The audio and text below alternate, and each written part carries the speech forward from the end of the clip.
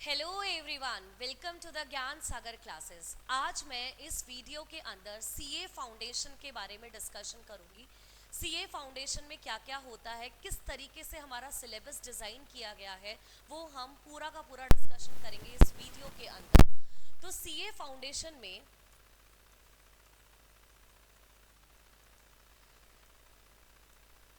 4 paper रखे गए हैं। Paper 1, paper 2, paper 3 and paper 4। Paper 1 जो डील करता है वो है अकाउंटिंग सब्जेक्ट। अकाउंटिंग से डील करेगा हमारा paper number 1। Paper number 2 is business loss. Paper number 3 is quantitative aptitude.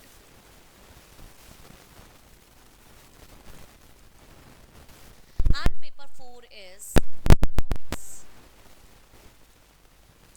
Paper 4 is economics. अब ये सीए फाउंडेशन के अंदर 4 पेपर होते हैं हमारे। पेपर नंबर 1 अकाउंटिंग, जो कि हमारे एग्जाम में 100 मार्क्स की वेटेज रखता है। उसी तरीके से पेपर नंबर 2 भी हमारा 100 मार्क्स का वेटेज रखेगा। Paper 3 and paper 4 also covered 100 marks.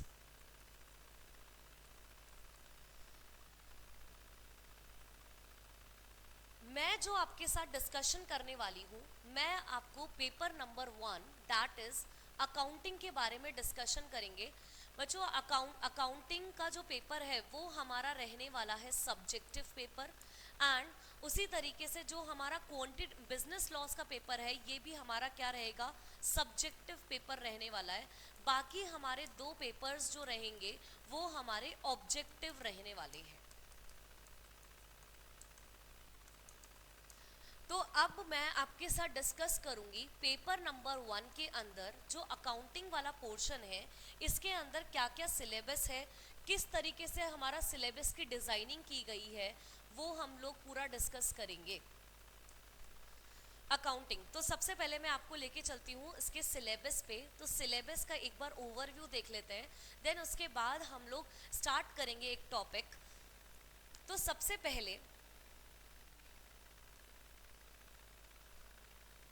chapter number 1 is theoretical framework. Theoretical framework that means आपके ये चैप्टर नंबर 1 में थ्योरीज को डील किया गया है, यानी कि थ्योरी की बात की गई है पूरी की पूरी। Chapter number 2 is accounting process. Accounting process that means आपका बेसिक्स, जो बेसिक्स आप 11th-12th में पढ़कर आते हैं वही आपका सेम रहता है। लाइक जनरल एंट्रीज किस तरीके से की जाती है, लेजर्स हो गए, ट्रायल बैलेंस, एंड उसके बाद subsidiary book, cash book, rectification of errors, ये था आपका चैप्टर नंबर 2 में। Chapter number 3 is bank reconciliation statement. Chapter number 4 is inventories. Chapter number 5 is depreciation and amortization. Chapter 6 is bill of exchange and promissory notes. Chapter number 7 जो deal करता है, जिसमें आप सीखेंगे कि एक सोल प्रोप्राइटरशिप कैसे अपने फाइनल अकाउंट्स को प्रिपेयर करता है, तो वो हम इस चैप्टर के अंदर सीखने वाले हैं। और उसके बाद आ जाते हैं हम चैप्टर नंबर 8 पे। चैप्टर नंबर 8 जो है वो है आपका एनपीओ। हम जो अकाउंटिंग करेंगे, किसकी अकाउंटिंग की बात कर रहे हैं, एनपीओ की अकाउंटिंग की बात कर रहे हैं कि नॉन प्रॉफिट ऑर्गेनाइजेशन अपने फाइनेंशियल स्टेटमेंट्स किस तरीके से प्रिपेयर करता है, वो हम इस चैप्टर के अंदर इसकी अकाउंटिंग पढ़ने वाले हैं। उसके बाद accounts from the incomplete records, जो कि आपका चैप्टर नंबर 9 डील करेगा। Chapter number 10 is partnership and LLP accounts, and chapter number 11 is company accounts. Chapter number 11 is company accounts. इसके अंदर हम पढ़ने वाले हैं कि कंपनी अपनी किस तरीके से अकाउंटिंग करती है, वो हम सीखेंगे। तो इसके अंदर अगर मैं आपके सिलेबस की बात करूं तो सबसे पहला टॉपिक है आपका इंट्रोडक्शन टू कंपनी अकाउंट्स। इस चैप्टर के अंदर ये कम्प्लीटली, अगर मैं इस चैप्टर की बात करें, ये कम्प्लीटली आपका कौन सा चैप्टर है? थ्योरी चैप्टर है। इसके अंदर आपका बेसिक्स दे रखा है, यानी कि इंट्रोडक्शन दे रखा है कंपनी का, कि what is company, what are the types of the companies. तो ये सारी बातें आपके कंपनी इंट्रोडक्शन के अंदर दे रखी है। उसके बाद unit two is issue and forfeiture and re issue of shares. इसके अंदर हम ये पढ़ेंगे कि जब भी कंपनी शेयर इशू करती है तो उसकी अकाउंटिंग कैसे की जाती है।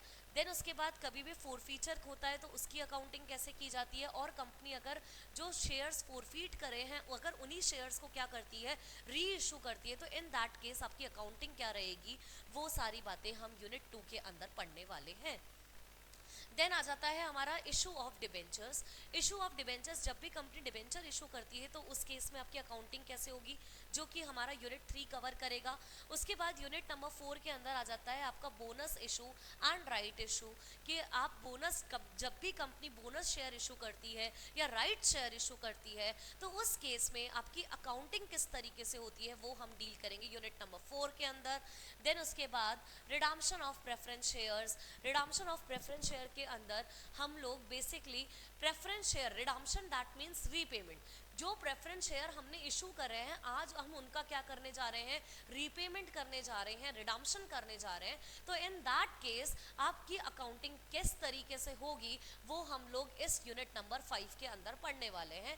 That and unit 6 is accounting for debentures. Unit 6 is redemption of debentures, कि डिबेंचर हमने इशू जो हम पढ़ेंगे वो यूनिट नंबर 3 के अंदर पढ़ेंगे, और उसी का रिडम्पशन हम यूनिट नंबर 6 के अंदर पढ़ने वाले हैं। कि इशू भी पढ़ेंगे, डिबेंचर जब इशू होते हैं तो उसकी अकाउंटिंग कैसे होती है, और जब डिबेंचर्स वालों का रीपे करना होता है और eight the time of maturity तो उनका रिडम्पशन किस तरीके से किया जाता है, ये मैं आपको कवर करने वाली हूँ कंपनी अकाउंट्स के अंदर, चैप्टर के अंदर।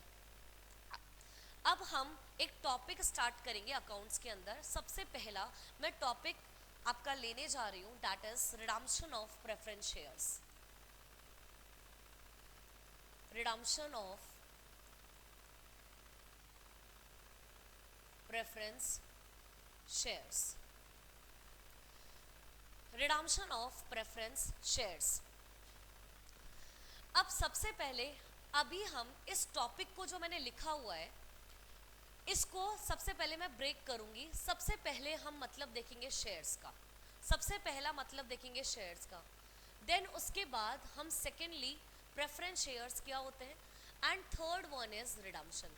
तो हम एक एक करके सबसे पहले टॉपिक को ही डिस्कस करते हैं कि टॉपिक का एक्चुअली में मीनिंग क्या है।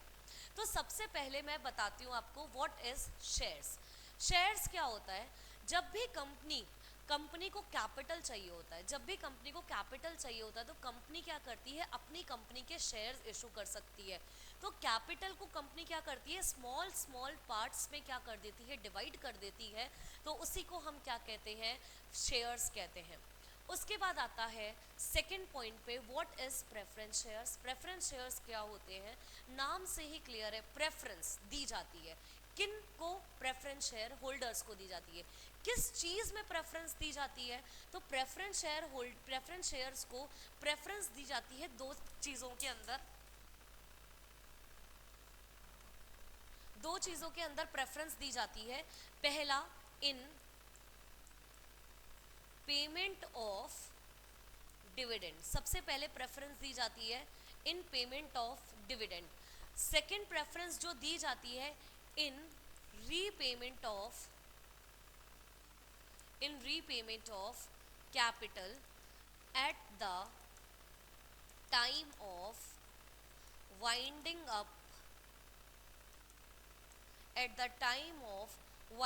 Up of company. यानी कि प्रेफरेंस शेयर का मतलब क्या होता है, प्रेफरेंस शेयर का मतलब होता है प्रेफरेंस देना। किस चीज में प्रेफरेंस देना, एक तो डिविडेंड के पेमेंट में, दूसरा कैपिटल के रीपेमेंट में eight the time of winding up of the company. जब डिविडेंड के पेमेंट में मतलब कैसे प्रेफरेंस, जैसे आपने इक्विटी शेयर भी है और प्रेफरेंस शेयर भी है, तो सबसे पहले डिविडेंड का जो पेमेंट होगा, जो भी प्रॉफिट बचता है कंपनी के पास, वो कंपनी किस फॉर्म में ले सकती है, डिविडेंड के फॉर्म में ले सकती है। तो डिविडेंड कंपनी, डिविडेंड इक्विटी वालों को भी मिलता है और प्रेफरेंस वालों को भी मिलता है। तो सबसे पहले डिविडेंड प्रेफरेंस देना, मतलब डिविडेंड प्रेफरेंस देना, इसका मतलब क्या, सबसे पहले प्रेफरेंस शेयर वालों को डिविडेंड देना पड़ता है। किसके कंपैरिजन में, इक्विटी शेयर वालों के कंपैरिजन में। और थर्ड पार्ट है आपका रिडम्पशन। अगर रिडम्पशन को मैं इजीली, अगर इजी लैंग्वेज में अगर मैं बताऊं आपको, रिडम्पशन का मतलब होता है रीपेमेंट। रिडम्पशन का मतलब क्या होता है आपका, रीपेमेंट। रीपेमेंट करना मतलब जो आपने शेयर्स इशू करते टाइम प्रेफरेंस शेयर वालों से जो पैसा लिया था, आज उसको आप क्या कर रहे हो, रीपे कर रहे हो। तो ये था सारी मीनिंग आपका टॉपिक का। मैंने डिस्कशन किया कि रिडम्पशन ऑफ प्रेफरेंस शेयर को किस तरीके से इसका मीनिंग रहता है। अब चलते हैं आगे, अब चलते हैं आगे बच्चों। अगर मैं इसको डायग्राम फॉर्म में थोड़ा सा आपको बताऊं, तो डायग्राम फॉर्म में सबसे पहले एक कंपनी है, एक कंपनी जो कि क्या करती है, इशू किया उसने प्रेफरेंस शेयर्स ऑफ ₹1,00,000, ठीक है, at the, that is a limited, eight the time of repayment, eight the time of repayment. अब क्या करते हैं, ये जो प्रेफरेंस शेयर होल्डर्स हैं, ये जो प्रेफरेंस शेयर होल्डर्स हैं, इनको क्या करते हैं, वापस से पैसा दे, इनको क्या करते हैं, कंपनी वापस से पैसा देती है। और वापस पैसा हम लोग कितना देंगे, 1,00,000 रुपए। इसी प्रोसेस को हम, इसी को हम क्या बोलते हैं, रिडम्पशन बोलते हैं। इतनी बात सभी को समझ में आ रही है क्या। ये हमारी कंपनी थी ए लिमिटेड, इसने क्या किया, इशू किया प्रेफरेंस शेयर का 1,00,000 रुपए के इशू करा था जब उसने पैसा रेज किया। Eight the time of repayment क्या किया हमने, 1,00,000 रुपए वापस अपने प्रेफरेंस शेयर होल्डर को दे दिया। जब मैं 1,00,000 रुपए कंपनी वापस अपने प्रेफरेंस शेयर होल्डर्स को देगी, तो उसी प्रोसेस को हम क्या कहते हैं, रिडम्पशन कहते हैं, ठीक है। अब बच्चों अब आगे चलते हैं। रिडम्पशन वाला टॉपिक, अभी मैंने आपको मीनिंग बताया कि what is redemption, what is preference shares and what is shares, ये सारा मतलब मैंने अभी आपके साथ डिस्कस किया। अब मैं चल रही हूँ थोड़ा सा आगे इस चैप्टर के अंदर। तो सबसे पहले सुनेंगे कि रिडम्पशन ऑफ प्रेफरेंस शेयर को कौन सा सेक्शन डील करता है। इसको हमारा डील करता है सेक्शन 55। कौन सा सेक्शन डील करता है, section 55 of the companies act 2013।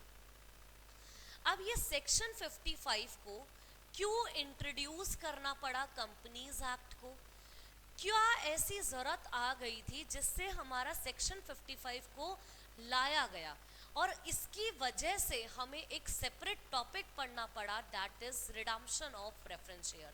तो अब मैं इसका आपको लॉजिक बताती हूँ कि ये चैप्टर हमें क्यों पढ़ना पड़ता है, क्या कारण है सेक्शन 55 को इंट्रोड्यूस करने के, वो सारी बातें हम लोग अब डिस्कस करेंगे। तो मैं सबसे पहले इसकी हेल्प ले रही हूँ एक बैलेंस शीट की, balance sheet of x limited. Balance sheet of x limited, एक एग्जाम्पल की हेल्प लेके हम लोग पूरे कंसेप्ट को समझेंगे। इक्विटी शेयर कैपिटल, ये सारे मैं फिगर्स जो ले रही हूँ वो अज्यूम्ड फिगर्स हैं। इक्विटी शेयर कैपिटल के बाद आ गया आपका प्रेफरेंस शेयर कैपिटल, कितने का, 10 लाख। जनरल रिजर्व है आपके पास 20 lakhs and liability is, liabilities हैं आपके पास 15। General reserve is 20 lakhs and total is 50 lakhs. Bank 20 lakhs and other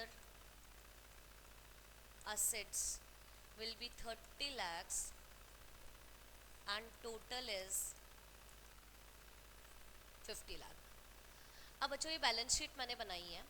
अब ये बैलेंस शीट की हेल्प से हम लोग समझेंगे कि ये चैप्टर हमें क्यों पढ़ना है, क्या लॉजिक है सेक्शन 55 को इंट्रोड्यूस करने का। अब यहाँ पे देखेंगे सबसे पहले इक्विटी शेयर कैपिटल आपको कितने का दिख रहा है, 5 लाख रुपए का आपको इक्विटी शेयर कैपिटल दिख रहा है। प्रेफरेंस शेयर कैपिटल कितने का है, 10 लाख रुपए का। जनरल रिजर्व कितने का है, 20 लाख रुपीस का। Liabilities is 15 lakh rupees. Bank आपको दे रखा है 20 lakh and other asset is 30 lakh. अब बच्चों यहाँ पे अगर मैं बात करूँ टोटल पैसा कितना लगा हुआ है कैपिटल का, टोटल पैसा जो लगा हुआ है कैपिटल का वो है 15 लाख रुपए। अगर कभी भी अगर बाहर वालों से हम जब भी लोन लेते हैं, कभी भी फ्यूचर में हम लोन लेंगे या अगर आज मुझे किसी भी बाहर आउटसाइडर्स वालों से पैसा चाहिए तो सबसे पहले आउटसाइडर्स ये देखेंगे कि कंपनी का खुद का पैसा कितना लगा हुआ है, कैपिटल वालों ने कितना पैसा लगा रखा है। क्योंकि ऑब्वियसली बात है बच्चों, आजकल क्या होता है बहुत सारे फ्रॉड होने लगे हैं कि कंपनी क्या करती है, बाहर वालों से पैसा लेती जाती है और खुद का पैसा कुछ इन्वेस्ट ही नहीं करती है। तो एट द एंड क्या होता है, जो अगर कोई कंपनी लॉस में चली गई तो उनका खुद का पैसा तो कुछ डूबता नहीं है, तो बाकी आउटसाइडर्स का पैसा क्या होता है, सारा का सारा डूब जाता है। तो कोई भी अगर आप किसी से भी पैसा लोगे उधार में लाइबिलिटी वालों से, तो लाइबिलिटी वाले ये देखेंगे कि आपकी एक्चुअल में घर में कितना पैसा लगा रखा है, कैपिटल वालों का कितना पैसा लग चुका है। तो टोटल पैसा जो लगा रखा है कैपिटल का 15 लाख। हाँ, ये अब लाइबिलिटी वालों को ये श्योरिटी हो गई कि हाँ भाई कितना पैसा लगा हुआ है 15 लाख, तो मैं क्या कर सकता हूँ 15 लाख का आराम से क्या दे सकता हूँ, पैसा दे सकता हूँ इस कंपनी को। और फ्यूचर में जब भी ज़रूरत पड़ेगी तो कंपनी मुझे क्या करेगी, जब भी मेरी ड्यू डेट आएगी कंपनी मुझे क्या करेगी, पूरा का पूरा 15 लाख का पेमेंट कर देगी। अब बच्चों क्या हुआ, एक्स लिमिटेड ने क्या करा, एक्स लिमिटेड आज क्या कर रही है, अपने प्रेफरेंस शेयर वालों को रिडीम कर रही है। क्या कर रही है, रिडीम कर रही है। दैट मीन्स आज इनका कंपनी क्या कर रही है, रिडम्पशन कर रही है। अब जब एक्स लिमिटेड ने प्रेफरेंस शेयर वालों कैपिटल वालों का रिडम्पशन किया, जब ये बात लाइबिलिटी वालों को पता चली तो लाइबिलिटी वाले क्या हो गए, परेशान हो गए।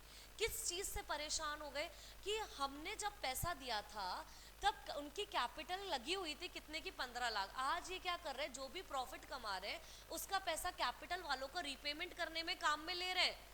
तो मतलब हमारा पैसा बिना चुकाए वो हम कैपिटल वालों का रीपेमेंट कर रहे हैं। तो पहला जो पैसा चुकाने का जो प्रेफरेंस होगा वो तो आउटसाइडर्स का होता है। तो हमारा पैसा बिना चुकाए प्रेफरेंस शेयर वालों को आज कंपनी कैसे रिडम्पशन कर सकती है। तो इसी के लिए लाइबिलिटी वाले क्या हो गए, परेशान हो गए कि ये कंपनी क्या कर रही है, गलत काम कर रही है। तो लाइबिलिटी वाले परेशान होकर कहाँ चले गए, कंपनीज एक्ट 2013 यानी कि कंपनीज एक्ट के पास गए और कंपनीज एक्ट को बोला कि कंपनीज एक्ट ये जो एक्स लिमिटेड है, ये एक्स लिमिटेड गलत काम कर रही है। हमारा पैसा बिना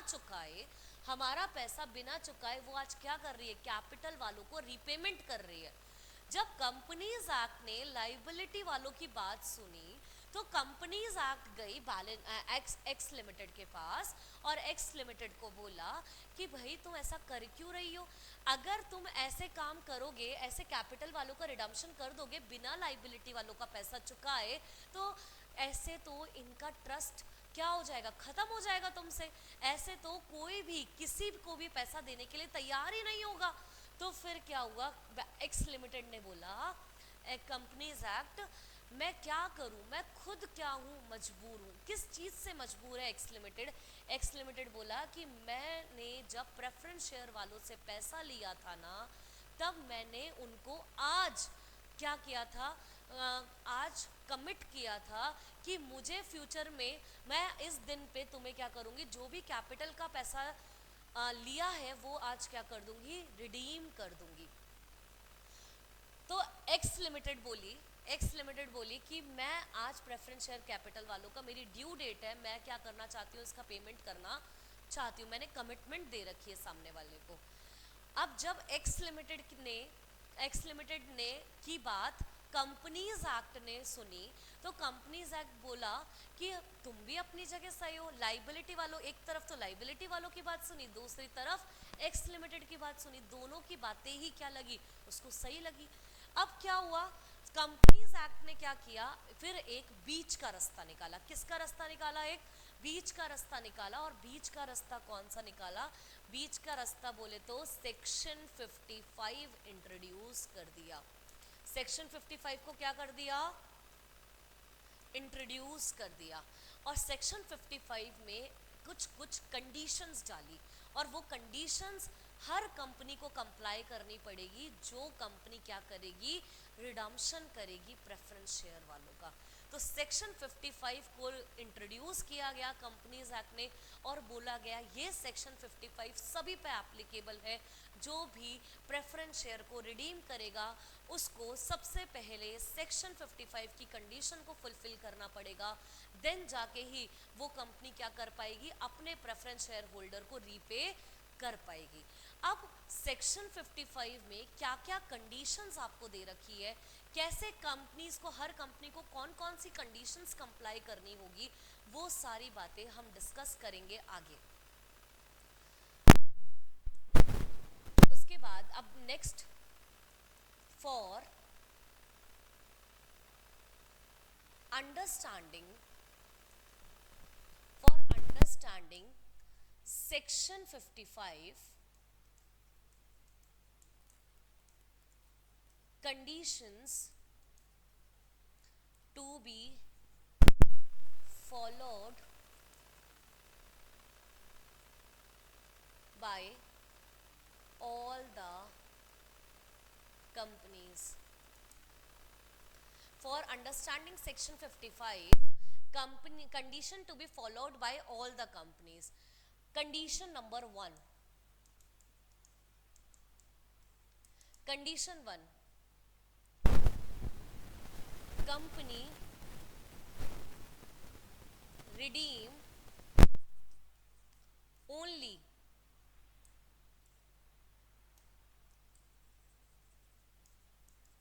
fully paid up preference shares. Company can redeem only fully paid up preference shares. fully paid up बोले तो कंपनी fully paid up का मतलब आप समझेंगे what is fully paid up। वो जो fully paid up को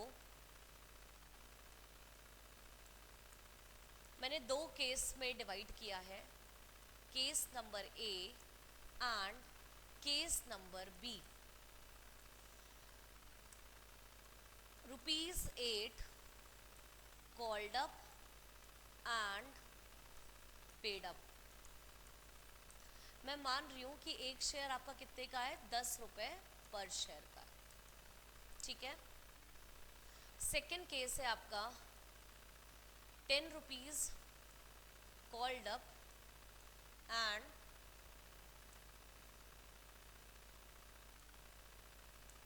calls in arrears on 200 shares। मैं ये अज्यूम कर रही हूँ कि 1 लाख प्रेफरेंस शेयर्स हैं 10 रुपए वाले, ठीक है। अब जो फुल्ली पेड अप का क्या मतलब होता है? फुल्ली पेड अप का मतलब मैंने इसको दो केस में डिवाइड किया है। Case A is 8 rupees called up and paid up. इसका मतलब ये है कि कंपनी ने 10 रुपए का एक शेयर था और 10 रुपए के शेयर में अभी तक 8 रुपए ही कॉल किया है और 8 रुपए ही रिसीव हुआ है। इसका मतलब कंपनी का अभी तक शेयर क्या है, फुल्ली पेड नहीं है। फुल्ली पेड कैसे बनेगा? कंपनी को फिर से क्या करना पड़ेगा, 2 रुपए का कॉल करना पड़ेगा और 2 रुपए ही कंपनी को क्या करने पड़ेंगे, रिसीव भी करना पड़ेगा to get the fully paid up shares. तो कंपनी अब क्या करेगी, 2 रुपीज कॉल भी करेगी और 2 रुपीज कॉल भी करेगी एंड रिसीव भी करेगी।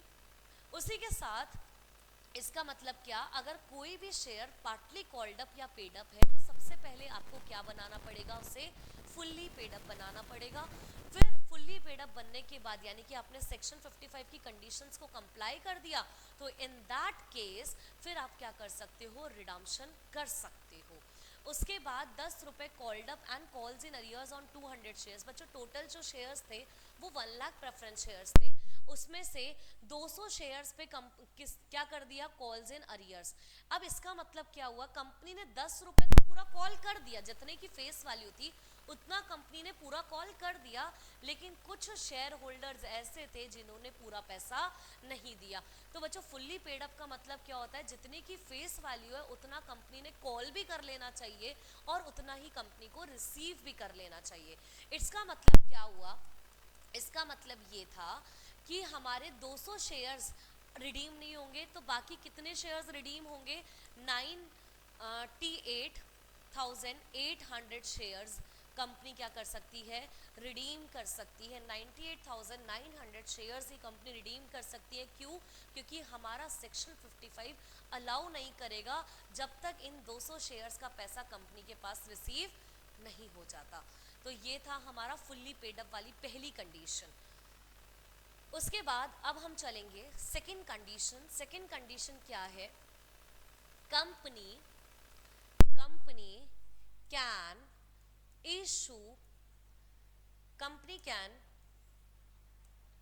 Issue new shares up to the face value of redeemable preference shares। Second condition में पार्ट नंबर 1 है ये, company can issue new shares. बच्चों न्यू शेयर्स बोले तो ये शेयर्स आपके इक्विटी भी हो सकते हैं और प्रेफरेंस भी हो सकते हैं। कंपनी इक्विटी भी इशू कर सकता है और प्रेफरेंस भी इशू कर सकता है। किसके equivalent, up to the face value, यानी कि जितने के प्रेफरेंस शेयर आप रिडीम कर रहे हो ना, उसकी फेस वैल्यू के इक्वलेंट क्या करना पड़ेगा, आपको नए शेयर इशू करने पड़ेंगे। नए शेयर्स आपके इक्विटी भी हो सकते हैं और प्रेफरेंस भी हो सकते हैं, ठीक है। उसके बाद second condition is company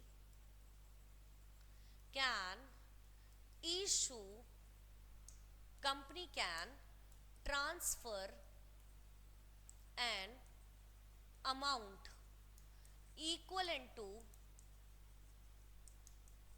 face value of redeemable preference shares।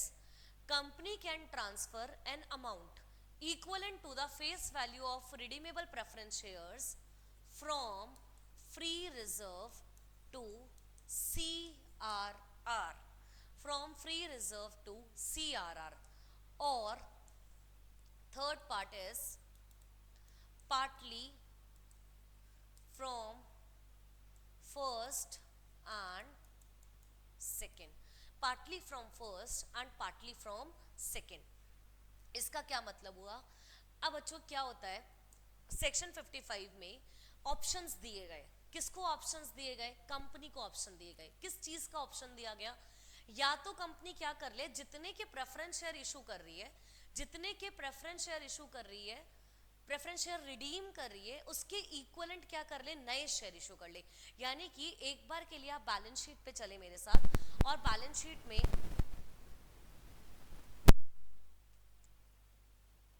यहां पे जब कैपिटल आपकी रिडीम होगी तो कैपिटल आपकी बैलेंस शीट से हटेगी, और आपकी नई कैपिटल जनरेट हो जाएगी, that is equity share capital. किसके इक्वलेंट, जितनी की फेस वैल्यू आप खत्म कर रहे हो उसके ही इक्वलेंट आप क्या कर लो, नए शेयर इशू कर लो। तो यानी कि अब टोटल इक्विटी शेयर कैपिटल आपकी कितने की हो जाएगी, पूरी 15 लाख रुपए की इक्विटी शेयर कैपिटल आपकी हो जाएगी। तो ये बोल रहा है कि जितने की कैपिटल आपकी कम हो गई उतने की कैपिटल आप क्या कर लो, नई इशू कर लो। अब मुझे एक बात बताओ, लाइबिलिटी वाले को फर्क पड़ता है कि हमारे कैपिटल वही होनी चाहिए, जो प्रेफरेंस शेयर होल्डर पहले थे वही प्रेफरेंस शेयर होल्डर अभी होने चाहिए? नहीं, ऐसा नहीं होता है।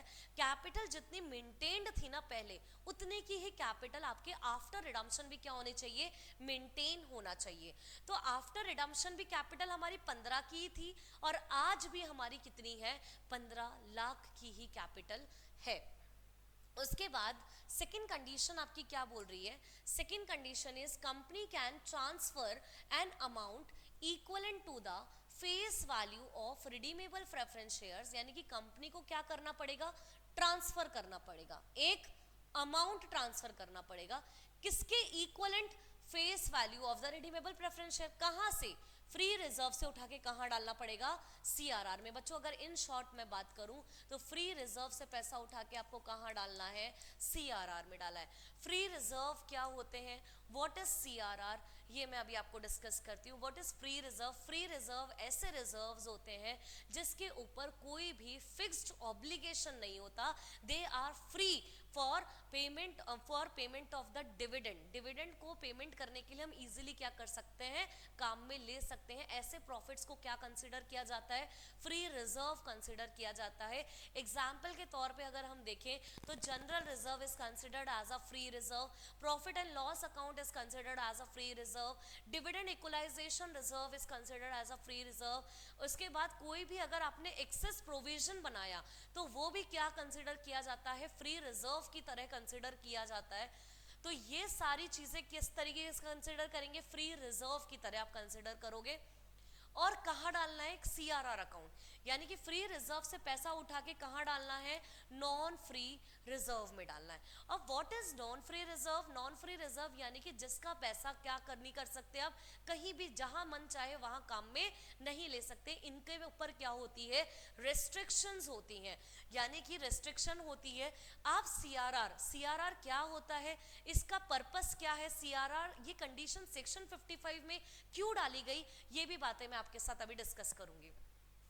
सीआरआर, व्हाट इज सीआरआर, सबसे पहले सीआरआर क्या होता है, सीआरआर एक तरीके का नॉन फ्री रिजर्व है जिसको आप कहीं भी काम में नहीं ले सकते हो। इसके ऊपर रेस्ट्रिक्शन डाली गई है कंपनीज एक्ट ने। अब वो रेस्ट्रिक्शन क्या है, कहां सीआरआर का पैसा आप काम में ले सकते हो, सीआरआर का पैसा केवल और केवल आप एक ही जगह काम में ले सकते हो, that is bonus issue, that is bonus issue. CRR आप केवल और केवल बोनस इशू में काम में ले सकते हो।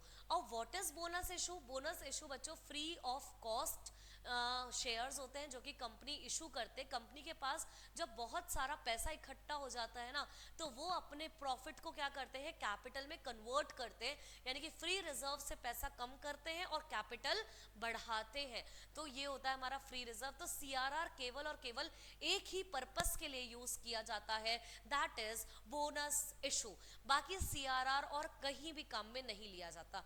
जब मैं आपको बोनस शेयर का टॉपिक डिस्कस करूंगी तब आपको मैं सबसे पहले सीक्वेंस जब बोनस शेयर इशू करने का लिखवाऊंगी ना कि कौन कौन से रिजर्व्स आप यूज कर सकते हो, तो सबसे पहला रिजर्व का नाम ही मैं क्या लिखवाऊंगी, सीआरआर। क्योंकि सीआरआर एक ऐसा रिजर्व है वो केवल और केवल एक ही पर्पस के लिए यूज किया जाता है, दैट इज बोनस शेयर। तो अब इससे ये सेक्शन 55 की कंडीशन में क्यों डाला गया, सेक्शन 55 की कंडीशन में ये इसलिए डाला गया बच्चों क्योंकि बोनस शेयर इशू होंगे, शेयर्स इशू होंगे। अभी नहीं कर रही कंपनी लेकिन फ्यूचर में तो करेगी, चाहे फ्री ऑफ कॉस्ट ले चाहे उनसे पैसा रेस करे, लेकिन अल्टीमेटली शेयर्स तो इशू हो रहे हैं ना, कैपिटल तो उतनी बढ़ रही है ना, तो दैट कंसिडर कैपिटल आपकी उतनी ही मेंटेन रहना चाहिए। सेक्शन 55 केवल और केवल आपकी कैपिटल मेंटेन करने में ध्यान रखता है और लाइबिलिटीज वालों को प्रोटेक्ट करता है कि लाइबिलिटीज वालों की पहले लाइबिलिटीज वालों ने कैपिटल देख के पैसा दिया था, तो कैपिटल बिफोर रिडम्पशन और आफ्टर रिडम्पशन भी क्या होनी चाहिए, आपकी सेम रहनी चाहिए। तो ये था फ्री रिजर्व से पैसा उठा के कहाँ डालेंगे, सीआरआर में। उसके बाद बच्चों थर्ड कंडीशन, या तो कंपनी ने तीन ऑप्शंस दी, तीन ऑप्शंस कौन सा, पहला तो क्या बोला, जितने भी प्रेफरेंस शेयर्स आप रिडीम कर रहे हो उसके इक्विवेलेंट आप क्या कर लो, नए शेयर इशू कर लो। अगर आप नए शेयर इशू नहीं करना चाहते तो आप फ्री रिजर्व से पैसा उठा के कहाँ डाल दो, सीआरआर में डाल दो। अगर आप दोनों चूज करना चाहते हो तो partly from first and partly from second, that means आप कुछ अमाउंट के लिए नए शेयर इशू कर लो, कुछ अमाउंट के लिए फ्री रिजर्व से पैसा उठा के कहाँ डाल दो, सीआरआर में डाल दो। तो ये था हमारी सेक्शन 55 की कंडीशन। तो इसी के ऊपर हम लोग अब प्रैक्टिकल एग्जाम्पल भी स्टार्ट करेंगे। तो मिलते हैं नेक्स्ट क्लास में।